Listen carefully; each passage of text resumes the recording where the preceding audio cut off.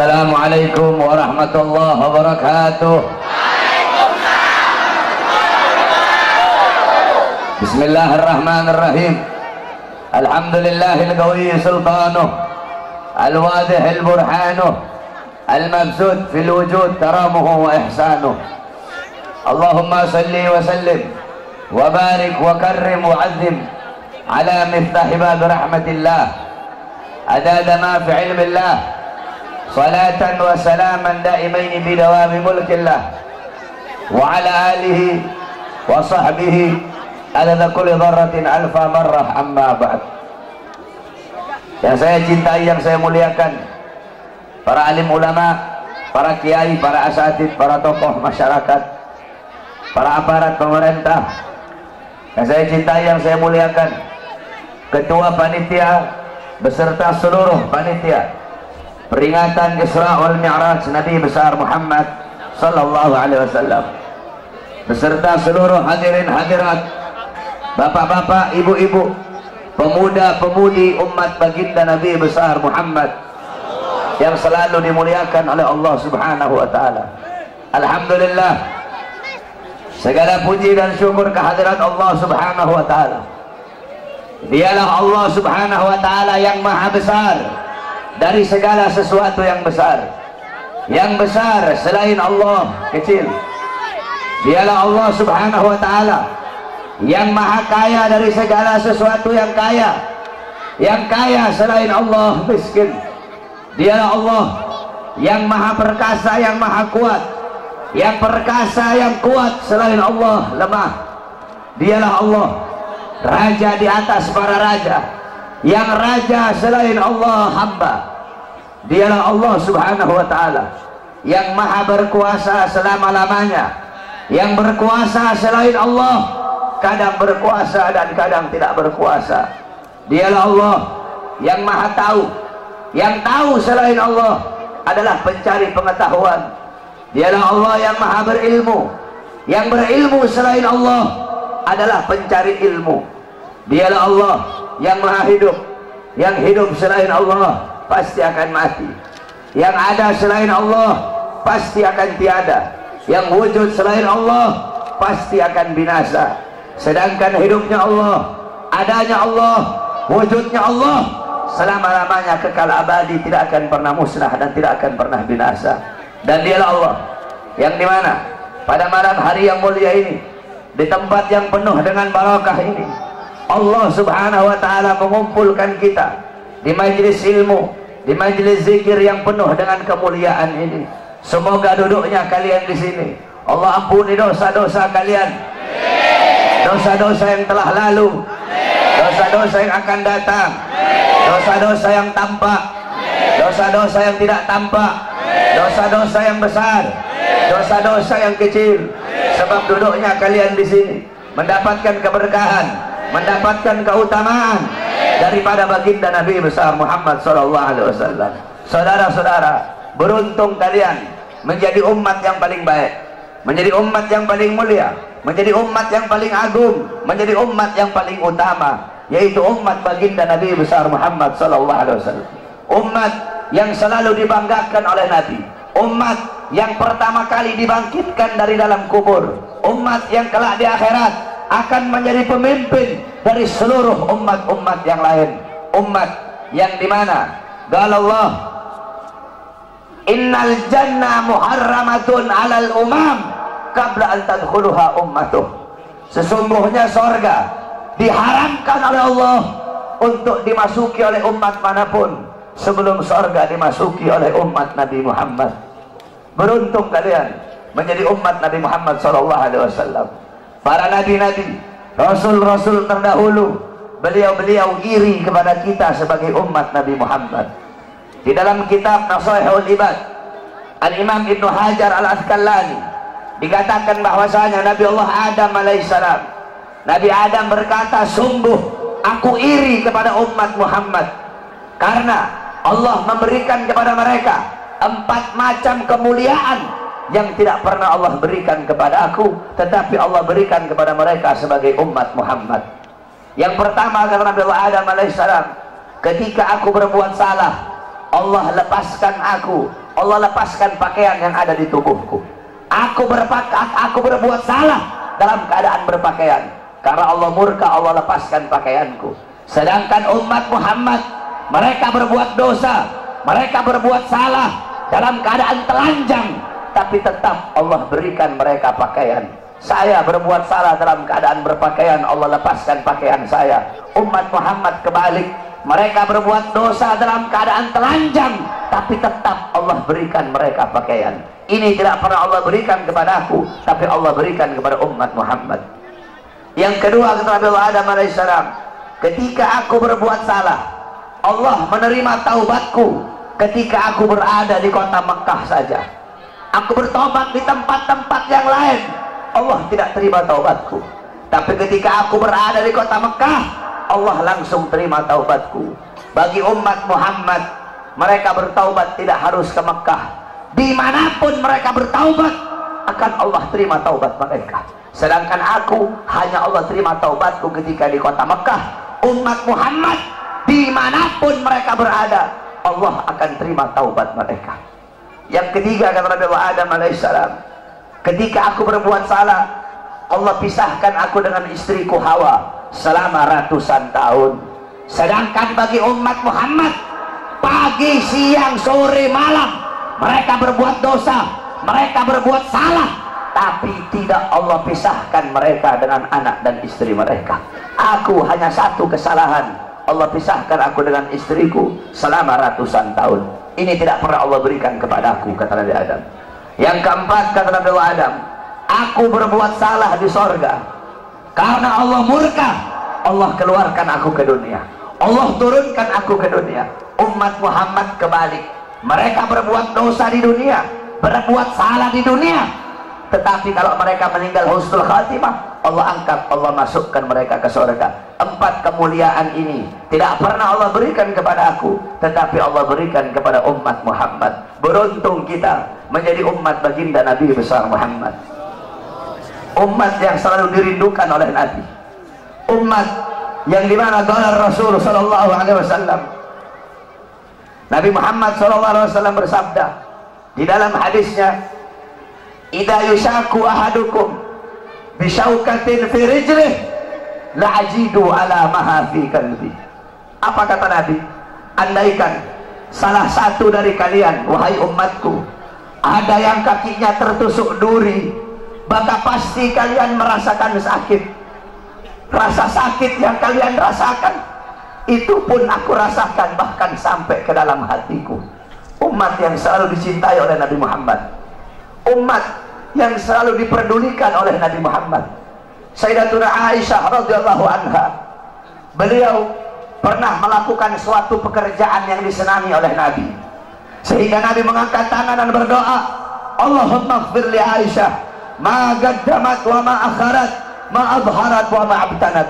Ya Allah, ampuni dosa-dosa Aisyah yang telah lalu, yang telah lalu, yang akan datang, yang tampak, yang tidak tampak. Ampuni dosa Aisyah ya Allah. Siti Aisyah loncat-loncat. Siti Aisyah sangat senang dengan doa Nabi Muhammad. Nabi berkata, wahai Aisyah, apakah kamu senang dengan doa seperti itu? Kata Siti Aisyah, siapa yang tidak senang didoakan manusia mulia sepertimu ya Rasulullah. Kata Nabi, wahai Aisyah, kalau kamu senang dengan doa seperti itu, ketahuilah doa seperti itulah yang setiap yang setiap saat, setiap pagi, siang, sore, malam, setiap waktu aku mintakan kepada Allah untuk umatku. Nabi Muhammad begitu peduli kepada kita sebagai umat. Beruntung kalian menjadi umat yang dimana qala Sayyidina Ali karamallahu wajhah, inna Rasulullah fi akhir nafsi haragat syafataihi marratain falgaitu sam'i fasami'tuhu yaqul ummati ummati faqbilah Rasulullah. Sayyidina Ali berkata, Nabi Muhammad pada saat detik-detik terakhir nafasnya, aku melihat bibir beliau menggerakkan dengan 2 kali gerakan. Aku dekatkan telingaku, aku mendengar beliau berkata, ummati ummati, umatku umatku, kata Nabi Muhammad SAW. Bahkan pada saat detik-detik terakhir nafasnya, Nabi Muhammad masih memikirkan kalian sebagai umat.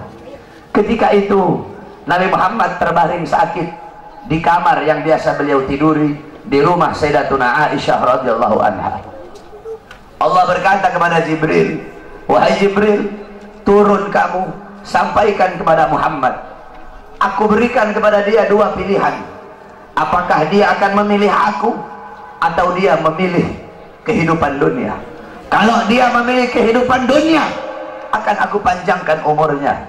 Tapi kalau dia memilih aku, sampaikan kepadanya, pada hari ini akan datang ajalnya. Turun Jibril membawa firman tersebut. Kemudian Jibril menyampaikan, ya Rasulullah, Allah memberikan kepada kamu dua pilihan. Apakah engkau memilih Allah atau memilih dunia? Kalau engkau memilih Allah, pada hari ini akan datang kematianmu. Kalau kamu memilih dunia, Allah panjangkan umurmu.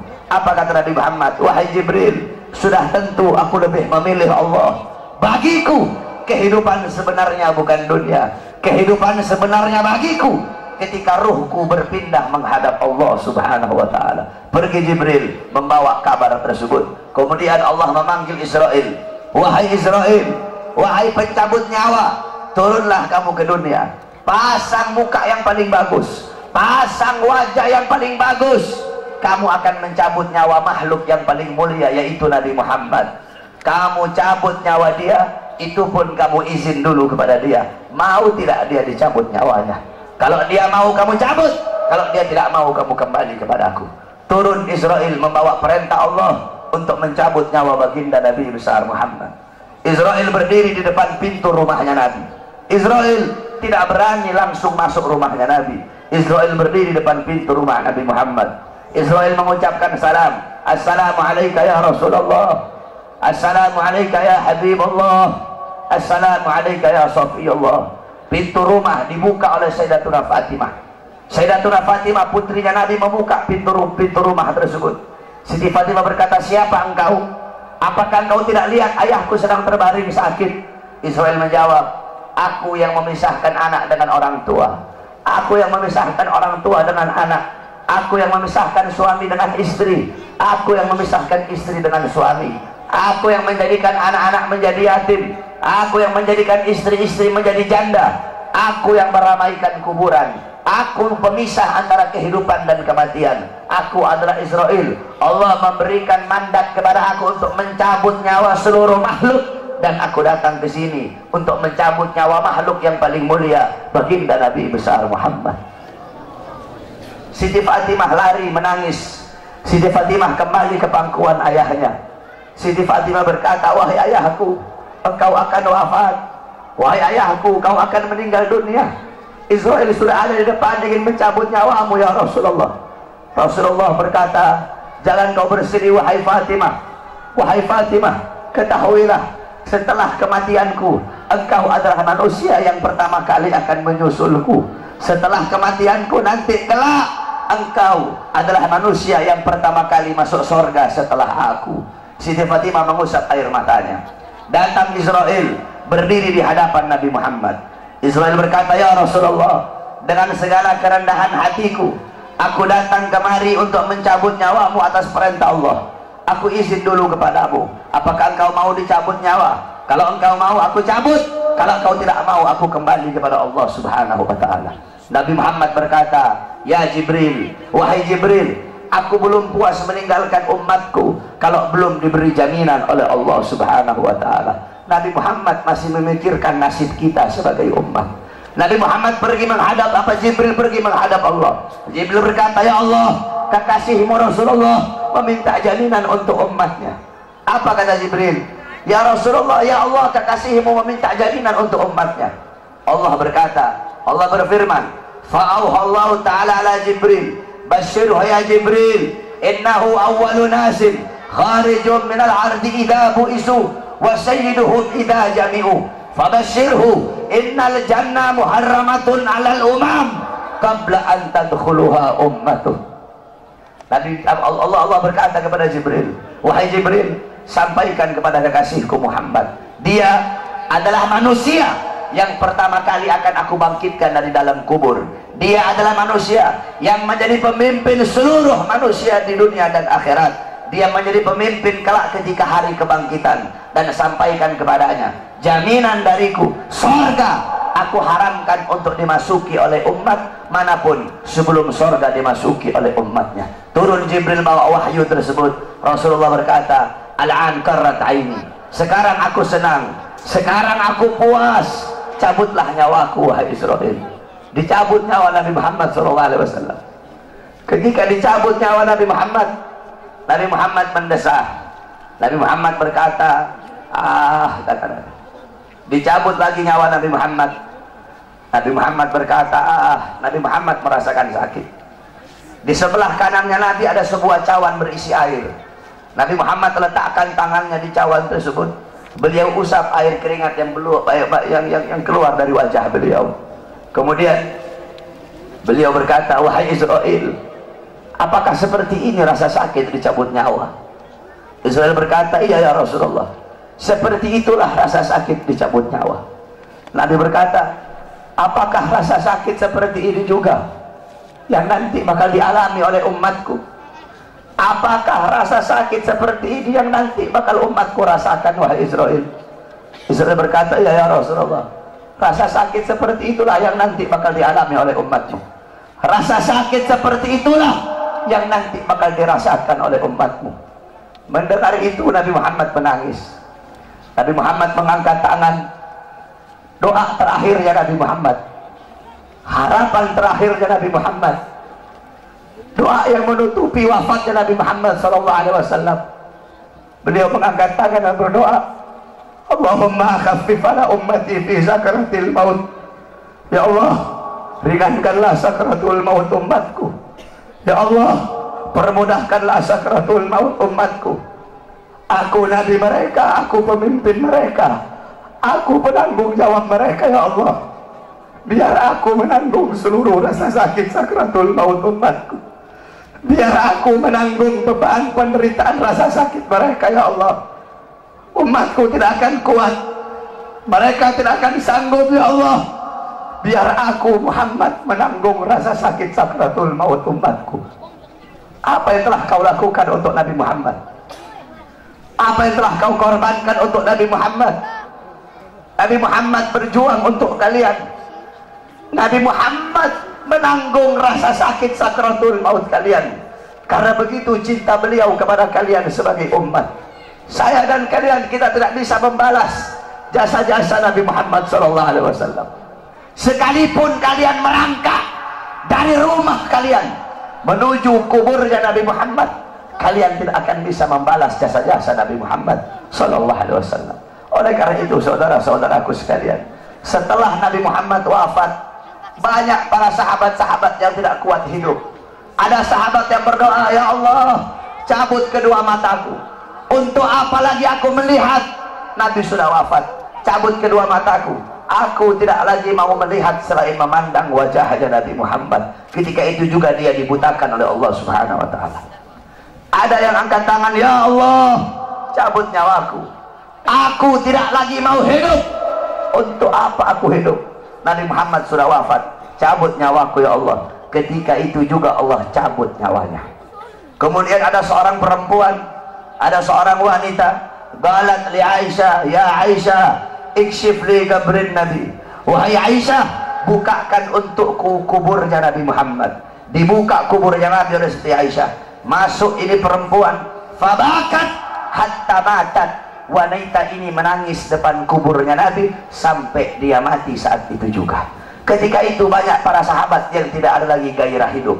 Sayyidina Abu Bakar As-Siddiq radhiyallahu anhu. Kamu tahu Sayyidina Abu Bakar? Sayyidina Abu Bakar seorang sahabat yang sangat dekat dengan Nabi Muhammad. Para ulama mengatakan Sayyidina Abu Bakar As-Siddiq, beliau wafat dengan dua sebab. Sayyidina Abu Bakar meninggal gara-gara dua sebab. Pertama sebab dohir, kedua sebab batin. Sebab dohirnya apa? Karena beliau pernah dikasih makanan yang ada racunnya, dimakan oleh beliau. Racun itu lama-lama menggerogoti kesehatan beliau. Itu sebab dohir. Sebab batin beliau meninggal, kenapa? Sebab batin beliau meninggal karena terlalu merindukan baginda Nabi besar Muhammad SAW. Istri beliau berkata, setiap kali Abu Bakar bangun dari tidur, pasti bantalnya beliau basah. Basah dengan apa? Basah dengan air mata kerinduan kepada baginda Nabi besar Muhammad. Kamu tahu, setelah Nabi Muhammad wafat, Sayyidina Abu Bakar As-Siddiq duduk kayak begini.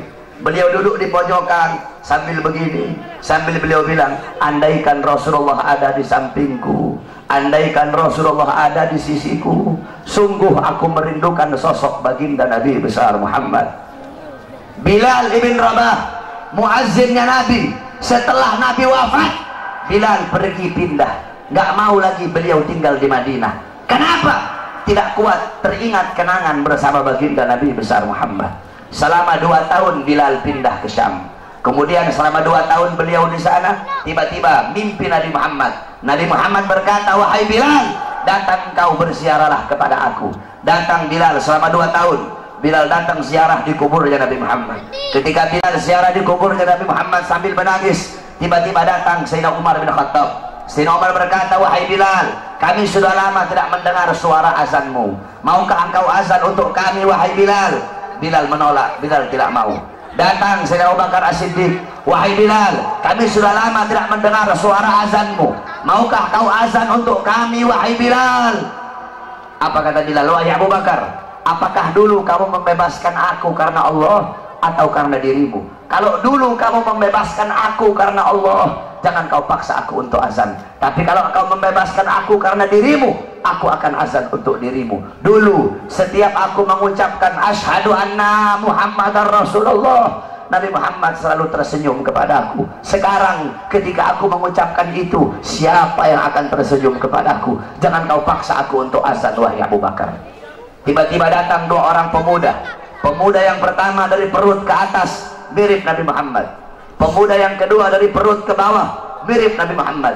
Mereka adalah Sayyidina Hasan dan Sayyidina Husain, cucunya Nabi Muhammad SAW. Sayyidina Hasan dan Sayyidina Husain berkata, wahai Bilal, maukah kau azan untuk kami sebagaimana kau azan untuk datuk kami baginda Nabi besar Muhammad? Bilal menangis. Apa kata Bilal? Wahai cucu Rasulullah, kalau aku menolak permintaan kalian, kelak aku akan menghadap Nabi Muhammad, aku akan jawab apa ketika aku ditanya oleh Nabi Muhammad? Abu Bakar memerintahkan aku tidak mau. Umar memerintahkan aku tidak mau. Kalau kalian yang perintahkan, aku tidak bisa menolak. Karena kalau aku tolak, aku takut kelak di hadapan kakek kalian tidak bisa menjawab apa-apa. Aku takut tidak mendapatkan perhatian. Aku takut tidak mendapatkan syafaat dari kakek kalian. Naik Bilal di tempat yang biasa beliau azan. Bilal mengumandangkan azan. Allahu Akbar, Allahu Akbar, Allahu Akbar, Allahu Akbar. Kamu tahu, penduduk Madinah ketika itu gempar. Mereka berkata, hal bu'isar Rasul, apakah Nabi diutus lagi? Apakah Nabi Muhammad hidup lagi? Kok Bilal mau azan? Apakah Nabi hidup lagi? Kenapa Bilal azan? Mungkin Nabi Muhammad hidup lagi. Yang punya toko menutup tokonya, yang di pasar mereka keluar dari pasar. Bilal melanjutkan azannya. Asyhadu an la ilaha illallah, asyhadu an la ilaha illallah. Wanita-wanita yang dipingit keluar dari rumahnya masing-masing. Mereka meneriakkan, hal bu'isar Rasul, apakah Nabi diutus lagi? Apakah Nabi hidup lagi? Sehingga Bilal mau azan. Begitu mereka merindukan sosok Nabi Muhammad. Ketika mereka sampai di tempat Bilal azan, mereka tidak melihat sosoknya Nabi. Ketika itu Madinah tenggelam dalam lautan air mata. Itu kecintaan mereka para sahabat kepada Nabi, kerinduan mereka setelah wafatnya baginda Nabi besar Muhammad SAW.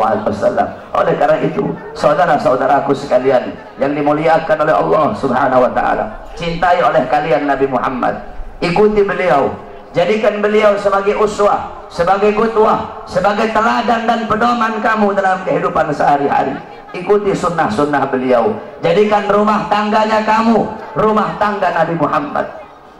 Jadikan kau punya rumah tangga Nabi Muhammad. Kamu tahu, banyak sekarang rumah tangga yang hancur, banyak sekarang rumah tangga yang berantakan. Kenapa? Karena rumah tangga itu tidak mengikuti rumah tangga baginda Nabi besar Muhammad. Rasulullah SAW bersabda, baiti jannati. Nabi Muhammad berkata, rumahku adalah sorgaku, rumahku adalah sorgaku.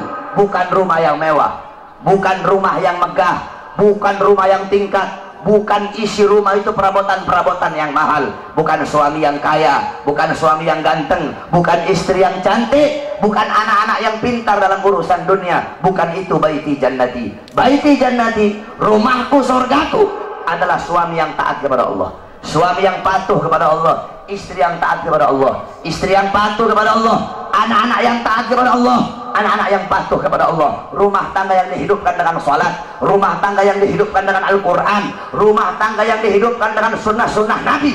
Ini adalah baiti jannati. Walaupun rumahnya dari kardus, walaupun tinggalnya di bawah jembatan, kalau suami, istri, anak-anak taat patuh tunduk kepada Allah, rumah tangga itu akan menjadi sorga. Rumah tangga itu, itulah rumah tangga baginda Nabi besar Muhammad SAW. Sekarang ini banyak istri-istri durhaka ya. Istri-istri sekarang banyak yang durhaka. Kalian ibu-ibu sebagai seorang istri harus jadi istri yang soleha, harus jadi istri yang taat kepada Allah, jadi istri yang taat kepada suami, harus ikhlas menerima kekurangan suami sebelum ikhlas menerima kelebihan suami. Ini ibu-ibu sekarang ikhlasnya nerima kelebihan doang, kekurangan suaminya nggak mau diterima. Suami datang nggak bawa duit diteriakin sama ibu-ibu. Kalian sebagai seorang perempuan, ridho Allah kepada kalian berada dalam ridho suami kalian. Ibu-ibu, beda anak perempuan sama anak laki, itu beda. Kalau anak laki-laki dia nikah, dia bukan milik istrinya, dia tetap milik bapak dan ibunya.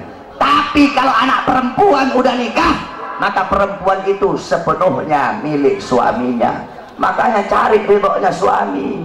Ini kadang istri sekarang kurang ajar sama suami, kasar sama suami, caci maki suami. Nggak heran suami-suami jadi pada takut istri semua. Kalian sebagai seorang wanita ikhlas terima kekurangan suami kalian, sabar dalam ngurusi rumah tangga kalian. Soalnya ibu-ibu tahu, zaman sekarang ini kita kalau mau cari perempuan cantik banyak, mau cari perempuan kaya banyak, mau cari perempuan pintar banyak. Saya sehari 10 bisa saya dapat. Kalau cuma mau cari cantik doang, saudara-saudara. Yang susah perempuan yang ikhlas menerima kekurangan suaminya dan sabar di dalam mengurusi urusan rumah tangga. Kalian sebagai seorang istri, tempatkan kedudukan kalian di bawah kaki suami dan taruh suami kalian di atas kepala kalian. Rendahkan suara kalian di hadapan suami. Suara istri itu harus lebih rendah daripada suara suami. Ini ibu-ibu, suaminya A, ibu-ibunya A, jauh kemana-mana sama suara suami. Suaminya datang nggak bawa apa-apa, kasihan, habis jadi gojek jauh-jauh, kehujanan, kepanasan, berantem sama Ahok, pulang ke rumah nggak bawa apa-apa, dilempar panci suaminya. Udah gojek kemana-mana, ada yang jualan rokok, kasihan, di sana cari nafkah untuk ngasih makan anak bini. Datang ke rumah nggak bawa apa-apa, diomelin sama istri. Hargai keringat suami kalian yang jatuh untuk menafkahi kalian sebagai anak istri. Jadilah kalian seorang wanita yang nggak banyak ngeluh sama suami. Ibu-ibu tahu, ibu-ibu kalau banyak ngeluh sama suami, jangan heran kenapa rezekinya suami kamu mampet. Kenapa? Karena banyak istri-istri yang suka ngeluh. Jadi jangan banyak ngeluh, udah ikhlas aja. Suami mau datang bawa uang kayak nggak bawa uang kayak, ikhlas kamu, jangan ngeluh. Justru semakin ngeluh semakin mampet. Kamu doakan kamu punya suami, ya Allah semoga suami saya dikasih rezeki yang banyak, permudah rezeki suami saya. Jangan banyak ngeluh, nuntut ini nuntut itu, beli bedak harga 1 juta. Ibu-ibu tahu wanita-wanita yang ada di Hadramut? Ibu-ibu tahu Hadramut? Hadramut tempatnya Wali Songo. Wali Songo yang bawa Islam, para habaib itu asalnya dari Hadramut. Ibu-ibu mau tahu perempuan di sana kayak gimana? Wanita-wanita yang ada di sana, istri-istri yang ada di sana, itu kalau beras habis, garam habis, susu habis, bawang habis, itu mereka nggak ngomong sama suaminya. Beras habis, mereka nggak ngomong begitu. Susu habis, nggak kayak ibu-ibu. Ibu-ibu, woi bang, beras habis bang, mana aja bang. Terus perempuan di sana kalau beras habis gimana? Kalau beras habis nih ibu-ibu tiru mereka nih. Kalau beras habis itu karungnya mereka taruh di tempat yang mencolok. Kalau susu habis, kalengnya mereka taruh di tempat yang mencolok. Jadi nanti biar suaminya tahu sendiri, oh udah habis beras.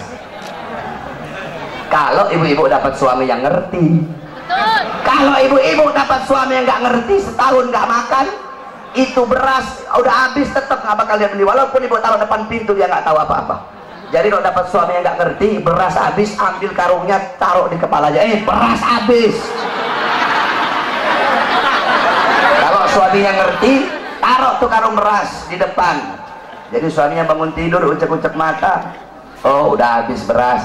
Dia mandi, dia beli beras. Kalau ngerti. Kalau nggak ngerti juga, ambil tuh karung, lagi tidur suaminya masukin dalam karung beras.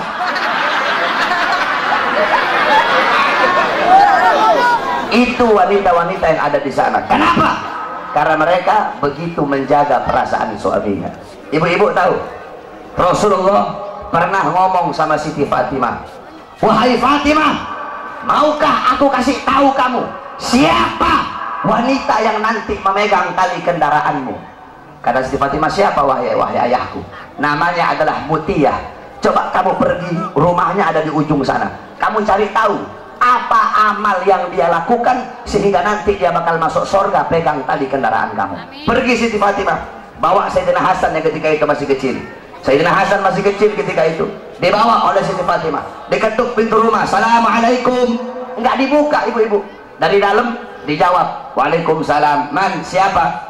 Ana Fatimah binti Rasul, aku adalah Fatimah putrinya Rasulullah. Oh iya wahai Fatimah, kalau engkau sendiri silahkan masuk, tapi kalau engkau bersama laki-laki jangan masuk wahai Fatimah. Aku bersama laki-laki. Siapa? Anakku masih kecil. Oh maaf, kamu tidak boleh masuk. Tapi dia masih kecil. Walaupun masih kecil, aku izin dulu kepada suamiku, besok nanti kamu balik lagi, saya izin dulu kepada suamiku. Lihat bagaimana Siti Mutiyah. Ibu-ibu sekarang, Pak RT, Pak RW datang ke rumah, Waalaikumsalam, suaminya ada nggak ada? Oh mari masuk Pak RT, mari masuk Pak RW. Mau kopi apa mau teh Pak RW? Gak boleh. Mau yang datang presiden kalau belum izin kepada suami gak boleh, haram. Boleh. Akhirnya apa? Besoknya datang. Nih ibu-ibu sabar ya, istri dulu nanti baru suami, sabar dulu. Nanti gantian. Kalau mereka yang saya ini, kamu teriak-teriak kayak mereka nanti ya. Akhirnya apa ibu-ibu? Akhirnya besok datang lagi Siti Fatimah, bawa Sayyidina Husain. Ketika diketuk, assalamualaikum, waalaikumsalam. Man, Fatimah binti Rasul. Oh wahai Fatimah, kamu bersama siapa? Bersama Husain dan Hasan. Oh maaf, kalau Hasan udah dikasih izin, kalau Husain belum dikasih izin. Balik lagi besok, aku izin dulu kepada suamiku. Dia izin kepada suaminya, baru besoknya boleh masuk. Siti Fatimah, Siti Fatimah lihat ini perempuan biasa-biasa aja. Ahli ibadah? Bukan. Ahli sholat? Bukan. Ahli Quran? Bukan. Terus amal apa yang dia lakukan sehingga masuk surga? Nanti megang tali kendaraan Siti Fatimah. Padahal ini perempuan biasa-biasa saja. Tiba-tiba Siti Fatimah melihat ada 3 buah benda. Itu 3 buah benda sangat dikeramatkan, jadi sangat diagungkan sama Siti Mutiyah. 3 benda itu adalah cambuk, lap, sama gunting. Cambuk, lap, sama gunting. Siti Fatimah tanya, wahai Mutiyah, 3 buah benda ini untuk apa? Kok kayaknya kamu istimewakan ini 3 benda ini? Kata Siti Mutiyah, oh itu lap, ketika suamiku pulang cari nafkah, aku lapin seluruh keringatnya yang jatuh, aku lap. Karena keringat itulah yang jatuh untuk mencari nafkah, untuk menghidupi aku dan anak-anakku. Kira-kira ada istri di sini begitu? Tidak ada. Awas kamu sampai rumah dihantam sama istri kamu nanti. Ibu-ibu bisa begitu? Bisa nggak? Suaminya pulang habis dari gojek, terus digituin, bisa? Dilapin keringatnya. Tapi jangan pakai lap, pakai keset.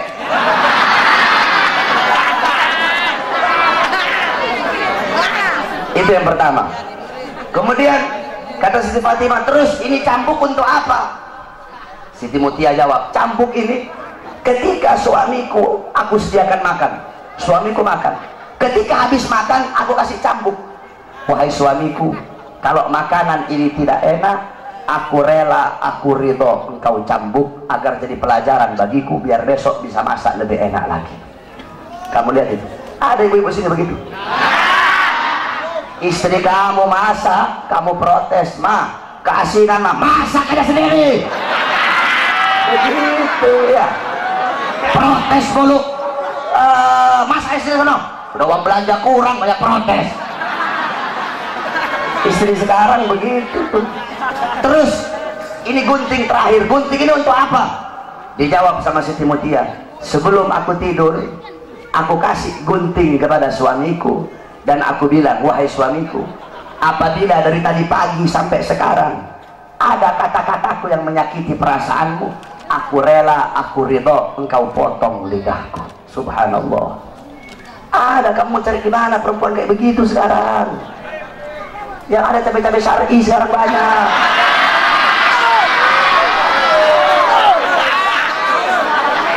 Istri kalian kira-kira kayak gitu nggak?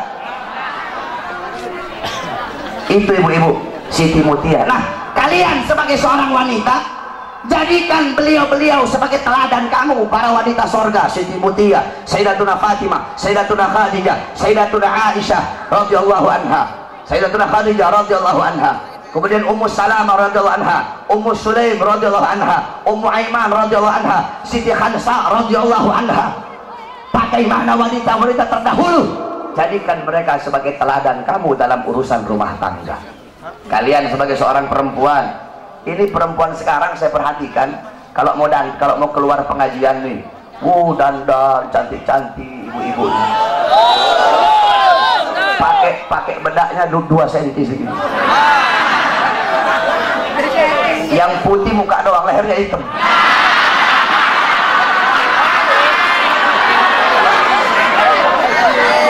Kalau mau ke pengajian, dandan cantik-cantik. Mau pergi ke pasar, dandan cantik-cantik. Kalian sebagai seorang istri mempertontonkan kecantikan kalian untuk orang lain. Kalau mau keluar dandan cakep, acara Habib dandan cantik-cantik. Di dalam rumah mukanya kayak setan depan suami. Kalau kalian mau keluar, pakai wangi-wangian, biar orang tertarik kepada kalian. Dalam rumah mau curut. Ini istri sekarang begitu tuh. Betul. Tidak boleh ibu-ibu. Dandan kalian untuk suami kalian. Ibu-ibu tahu, perempuan-perempuan dulu itu mereka sampai mau tidur itu dandan. Biar kenapa? Biar bangun tidur cakep, rapi, suaminya lihat. Ini suaminya bangun tidur lihat istrinya tidur, Allah udah kayak gerantong begitu, rambutnya berantakan, kelihatan jeleknya. Oleh karena itu dandan kalian untuk suami kalian. Pertontonkan, percantikkan diri kalian itu di hadapan suami, bukan untuk orang lain. Jadikan beliau-beliau sebagai teladan kamu. Kemudian kalian sebagai seorang istri, kalian adalah muallimah, muaddibah, mudarrisah, pendidik, pengajar pertama bagi putra putri kalian. Bagus atau buruknya seorang anak tergantung daripada ibunya. Kenapa? Makanya Allah bilang di Al-Quran, hirsul lakum, perempuan-perempuan kalian adalah ladang bagi kalian. Kalian para laki-laki yang bercocok tanam, istri-istri kalian adalah ladang. Kalau kalian bercocok tanam di ladang yang baik, hasilnya bakal baik. Kalau kalian bercocok tanam di ladang yang kering kerontang, maka hasilnya bakal rusak. Nah, bejat atau tidaknya anak-anak kalian tergantung daripada istri-istri kalian. Oleh karena itu, seorang ibu, seorang istri harus bisa menjadi ibu yang baik bagi anak-anaknya. Ibu-ibu tahu, dulu di Hadramut, Al-Habib Ahmad bin Hasan Al-Attas, beliau bilang, saya pernah menemukan catatan tangan seorang wanita dari Qabilah Al-Amudi. Itu wanita tulis dengan tangannya syarah kitab Minhaj Al-Imam Subki. Itu ada 6 jilid. Itu wanita tulis pakai tangannya, ada 6 jilid. Di akhir tulisan wanita itu bilang, tolong dikasih uzur, tolong kasih maaf, kalau ada kata-kata yang salah dalam penulisan ini, karena aku menulis ini kitab dalam keadaan menyusui anak-anakku. Subhanallah. Coba kamu bayangkan, itu perempuan nulis kitab, nyusuin anaknya sambil ngarang kitab, sambil nulis kitab. Gak heran orang-orang di sana besar anak-anaknya ngarang kitab. Kenapa? Karena masih kecil ibunya nyusuin sambil bikin kitab. Ibu-ibu sekarang nyusuin anak sambil dengar dangdut. Akhirnya anaknya besar jadi tukang dangdut anak kamu. Perhatikan, kau punya anak-anak, jadilah kalian ibu yang baik bagi anak-anak kalian. Nah, terus kalian sebagai suami, kalian ngarep, Beb, saya pengen punya istri seperti Siti Khadijah, Beb, saya pengen punya istri seperti Siti Aisyah, Beb, saya pengen punya istri seperti Siti Mutia. Kamu suami pengen punya istri seperti Siti Khadijah, maka kamu harus bisa menjadi sosok Nabi Muhammad. Kamu pengen punya istri seperti Siti Fatimah, maka kamu harus bisa menjadi sosok Sayyidina Ali. Pengen punya istri kayak Siti Khadijah, kelakuan kamu kayak Fir'aun. Bagaimana kamu mau dapat istri kayak Siti Khadijah? Kelakuan kamu kayak binatang, kelakuan kamu kayak Fir'aun, kelakuan kamu kayak setan sebagai suami. Terus kamu ngarep punya istri seperti Siti Khadijah. Mereka para istri adalah makmum, kalian adalah seorang imam. Baik buruknya istri tergantung dari kalian sebagai seorang imam. Ya ibu-ibu ya. Jadi bagus rusaknya anak tergantung dari seorang istri. Bagus rusaknya istri tergantung dari seorang suami. Makanya kalian didik istri-istri kalian. Kenapa saya ngomong istri-istri? Sebab dalam Islam boleh 2, 3, 4. Makanya saya ngomong istri-istri. Jangan mengharamkan sesuatu yang dihalalkan oleh Allah Subhanahu wa taala. Nah, terus apa namanya tadi? Jadilah kalian seorang suami yang memberi makan anak istri kalian dengan makanan yang halal, makanan yang baik, nafkah yang halal, nafkah yang baik. Jangan asal-asalan kalau ngasih makan anak istri itu. Jangan kasih makan anak istri kalian dari barang haram, dari nafkah yang haram, dari hasil nipu orang, dari hasil judi, dari hasil mencuri, dari hasil riba. Akhirnya tidak ada berkah bagi anak dan istri kalian. Jangan heran kenapa istri kalian melotot di hadapan kalian, kenapa istri kalian membantah perintah kalian, kenapa istri kalian caci maki kalian, kenapa anak-anak kalian jauh dari Allah, anak-anak kalian jauh dari agama. Karena kalian sebagai seorang suami memasukkan nafkah yang haram di dalam tubuh anak dan istri kalian. Kamu tahu doa Rasul, inna fil jasadi mudghatan idza saluhat saluhal jasadu kulluh wa idza fasadat fasadal jasadu kulluh ala wahyal qalb. Di dalam diri manusia ada segumpal daging. Kalau daging itu baik, baik seluruh anggota tubuh. Kalau daging itu rusak, maka rusak seluruh anggota tubuh. Ingat, daging itu adalah hati. Kalau hati itu tumbuh dari makanan, kalau kamu kasih makan anak istri kamu dari makanan yang baik, maka anak istri kamu akan jadi anak istri yang baik. Tapi kalau kamu kasih makan anak istri kamu dari barang yang haram, dari barang nafkah yang haram, jangan heran kalau anak istrimu melakukan sesuatu yang diharamkan oleh Allah Subhanahu wa taala. Dulu ada seorang wali besar, ulama besar, yaitu Al-Imam Haramain. Beliau dulu pernah ditanya, saudara-saudara. Beliau ditanya tentang satu permasalahan. Beliau nggak bisa jawab. Ketika beliau nggak bisa jawab, beliau bilang, mungkin saya tidak bisa jawab pertanyaan kamu gara-gara masih ada air susu yang tertinggal di tenggorokan saya. Maksudnya apa ada air susu yang tertinggal? Dulu saya waktu masih kecil, bapak saya sangat hati-hati memberi makan ibu saya ketika ibu saya sedang menyusui saya. Tiba-tiba ada seorang budak perempuan ambil saya. Itu budak susui saya tanpa sepengetahuan orang tua saya. Ketika ibu saya tahu, langsung saya diambil, dikasih kepada bapak saya. Bapak saya masukkan jari telunjuknya ke tenggorokan saya, mengeluarkan air susu budak tersebut. Karena itu adalah air susu yang subhat. Mungkin aku tidak bisa jawab pertanyaan kamu karena masih ada air susu yang tertinggal. Coba kamu lihat orang-orang dulu sampai segitunya berhati-hatinya mereka dalam memakan makanan yang subhat. Kamu tahu Al-Imam Hanafi. Imam Hanafi 7 tahun gak pernah makan kambing. Kenapa 7 tahun gak makan kambing? Semenjak ada kambing milik Baitul Mal di Kufah yang hilang. Jadi Baitul Mal itu ada kambing, ada orang nyumbang kambing di Baitul Mal, itu kambing hilang. Ketika itu kambing hilang, Imam Hanafi gak mau makan kambing. Kenapa? Takut kalau beliau makan kambing, ternyata kambing yang dimakan adalah kambing milik Baitul Mal di Kufah yang hilang tersebut. Beliau nanya sama tukang kambing, biasanya kambing itu usianya berapa tahun?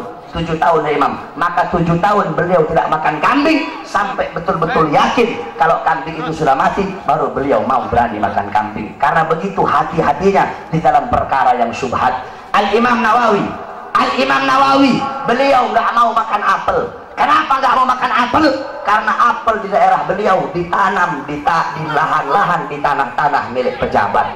Kemudian Al-Imam Syirazi yang ngarang kitab Muhaddab, beliau tidak mau makan sayuran yang berasal dari Damaskus. Kenapa? Karena sayuran yang berasal dari Damaskus itu ditanam di tanah-tanah milik pejabat, makanan syubhat. Mereka menjaga. Kenapa? Karena kalau hati udah masuk makanan haram, hati tumbuh dari makanan yang syubhat, tumbuh dari makanan yang haram, maka hati itu akan mendorong seluruh bagian tubuh untuk melakukan hal-hal yang diharamkan oleh Allah. Oleh karena itu, wasiat saya bagi kalian para suami, beri makan anak istri kalian dari sesuatu yang halal, rizki yang halal, nafkah yang halal. Itulah baiti jannati, itulah rumahku sorgaku. Jadi ingat, rumahku sorgaku bukan rumah yang mewah, bukan rumah yang megah, bukan suami yang cantik, bukan suami yang kaya, bukan istri yang cantik, bukan anak-anak yang pintar dalam urusan dunia. Baiti jannati, rumahku sorgaku, suami yang taat, patuh, tunduk kepada Allah Subhanahu wa ta'ala. Kan enak kamu kalau dapat istrinya subuh udah bangun duluan, nanti dibangunin, ayo salat bareng, jadi imamnya saya, ya enak, adem. Kamu pulang capek-capek, istri kamu sambut dengan senyuman. Bang Koid, mau kopi atau mau teh Bang Koid? Kan enak. Bang Entis mau kopi atau mau teh Bang Entis?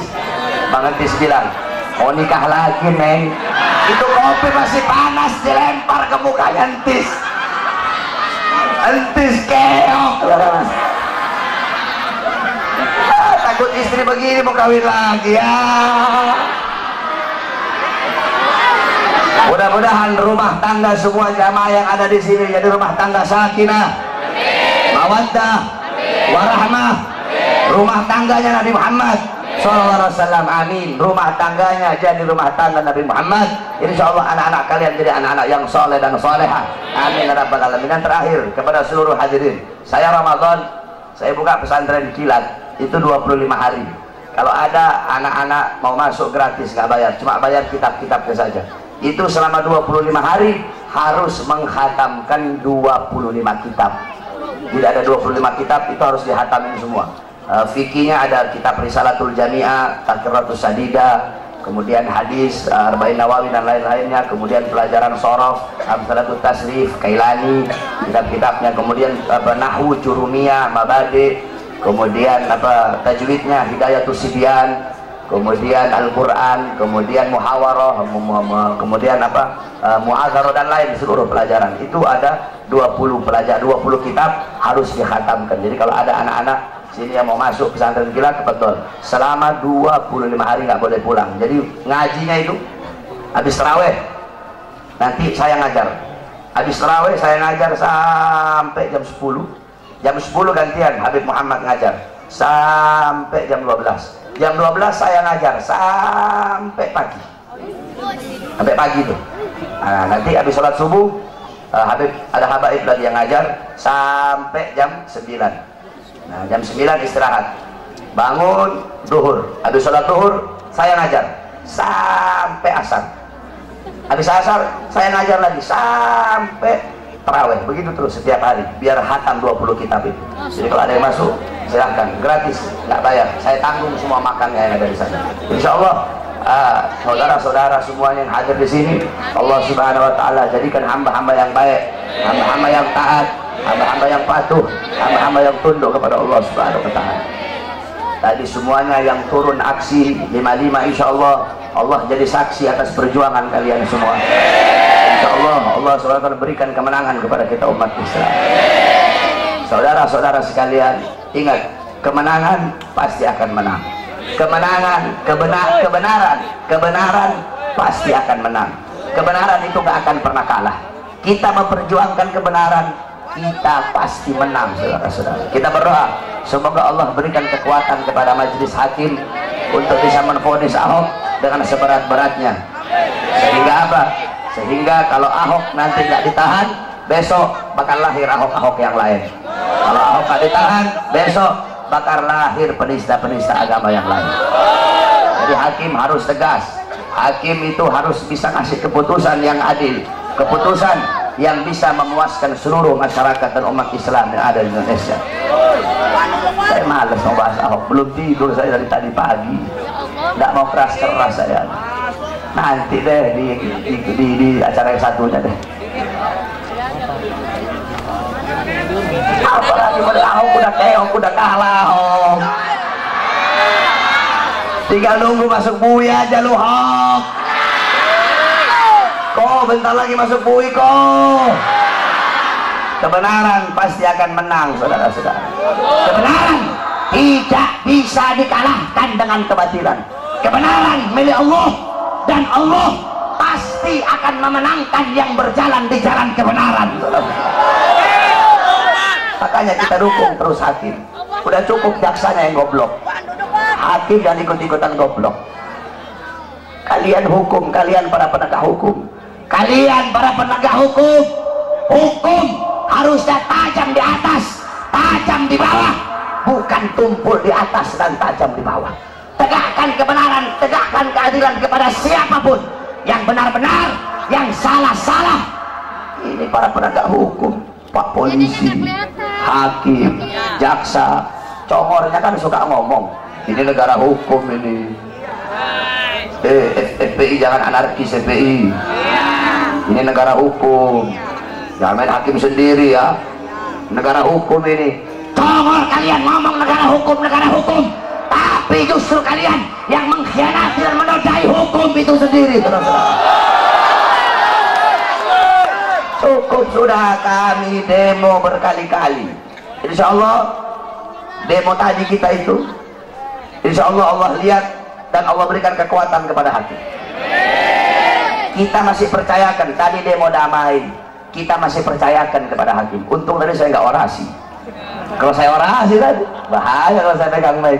Makanya jangan sampai deh saya orasi. Kalau saya udah orasi, udah nggak ada kata lain, serbu, nggak boleh. Kita harus tunggu komando dari Al-Imam Al-Habib Rizik bin Hussein Syihab. Makanya saya nggak mau orasi, nggak mau pegang mic, takut saya. Kalau udah pegang mic, ngeliat polisi, oh, serbu, begitu.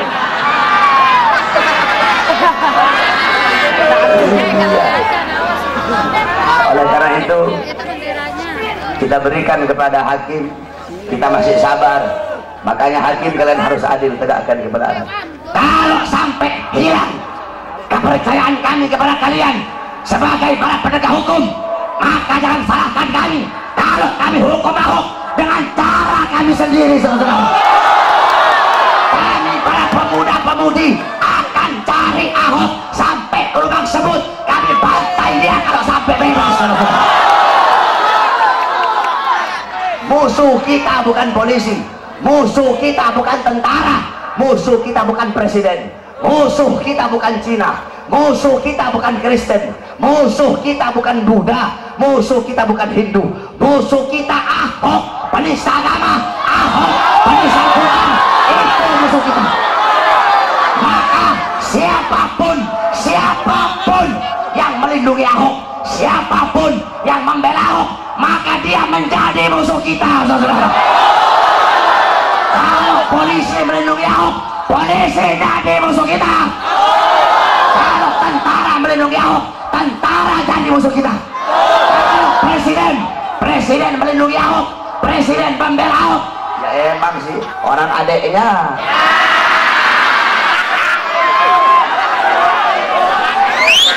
Adeknya nyusunya kan bareng-bareng sama banteng.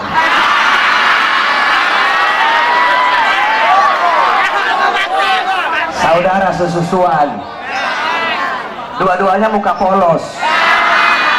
Muka polos otak iblis. Banyak di sini muka polos otaknya iblis nih. Mukanya polos, otaknya otak bangsat. Kalau presiden melindungi aku, membela aku, presiden jadi musuh rakyat, presiden jadi musuh kita umat Islam, dan akan kita infokan. Makanya demi keutuhan NKRI, demi keutuhan Bhinneka Tunggal Ika, demi keutuhan bangsa, tangkap Ahok, penjarakan Ahok, hukum Ahok dengan seberat-beratnya. Allahu Akbar, Allahu Akbar, Allahu Akbar. Kita umat Islam tidak cari musuh, tapi kalau musuh datang haram bagi kita untuk lari. Allahu Akbar, Allahu Akbar, Allahu Akbar. Allahumma balighna fi Sya'ban wa balighna Ramadan. Allahumma balighna fi Sya'ban wa balighna Ramadan. Allahumma balighna fi Sya'ban wa balighna Ramadan. Wa sallallahu alaihi wasallam Muhammad wa ala alihi washabbihi wa barik wa sallam. Alhamdulillahi rabbil alamin. Wal 'afwu minkum. Wassalamualaikum warahmatullahi wabarakatuh. Saudara-saudara, stop. Jangan ada yang balik dulu. Mari sama-sama kita bersalawat kepada Nabi Muhammad. Hafal salawat yang baru. Hafal ya yang baru ya. Nah, kita qasidah sambil kita mengeluarkan harta kita dari jalan Allah Subhanahu wa taala. Ya. Keluarkan harta kita dari jalan Allah Subhanahu wa taala. Halo. Prajurit pembela Rasulullah, bangkitlah untuk agama, bangkitlah untuk negara, satukan hati, satukan jiwa. Musuh di depan mata, lawan dia sampai berdarah, berdarah untuk agama dan negara. Tercipta kematian murah harganya. Maju ayo terus maju, habisi pengkhianat bangsa.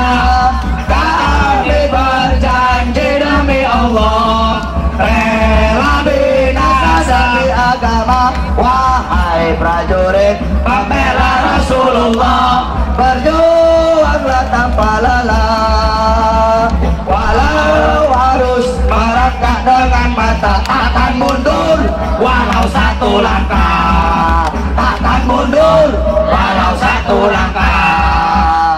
Wahai para pemudi-pemuda, kibarkan panggilan Mustafa, serahkan jiwa untuk agama, mencari syahid di jalan Allah. Maju pantang menyerah, walau bergelimangan darah, berdarah, jadi saksi Allah mati syahid adalah hari raya.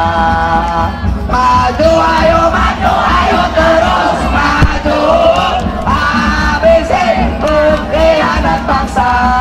Kami berjanji demi Allah, rela binasa demi agama. Wahai prajurit pembela Rasulullah, berjuanglah tanpa lelah. Walau harus merangkak dengan mata, takkan mundur walau satu langkah, takkan mundur walau satu langkah. Wahai para pejuang agama, bangkitlah. Wahai para singa-singa Allah, bangunlah. Musuh sudah di depan mata, lawanlah. Kejayaan menanti kita, kejayaan menanti kita, kejayaan menanti kita. Rebutlah. Maju ayo terus maju, habisi pengkhianat bangsa. Kami berjanji demi Allah,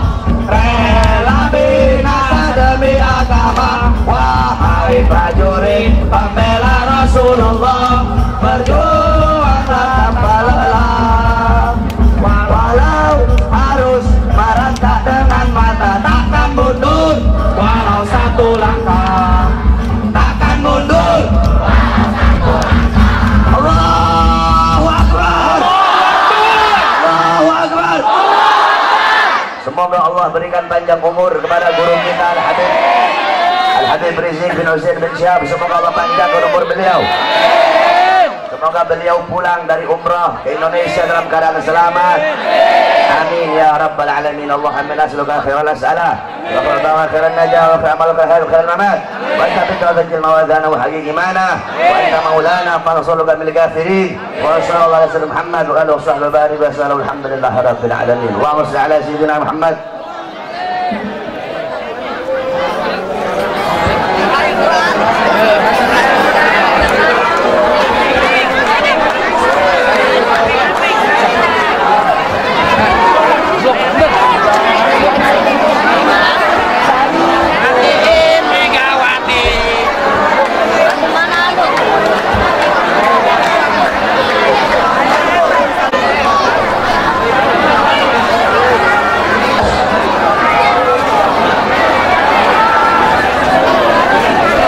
Acara demi acara telah sama-sama kita laksanakan. Tadi juga telah ditutup dengan doa. Untuk itu, dengan berakhirnya acara di agenda ini, maka acara ini telah selesai dengan baik. Kami selaku panitia memohon maaf sebesar-besarnya jika ada kekurangan. Wallahul muwaffiq ila aqwamit thoriq. Hasbunallahu wa ni'mal wakil, ni'mal maula wa ni'mal nasir. Nasrullah wa fathun qarib. Assalamualaikum warahmatullahi taala wabarakatuh.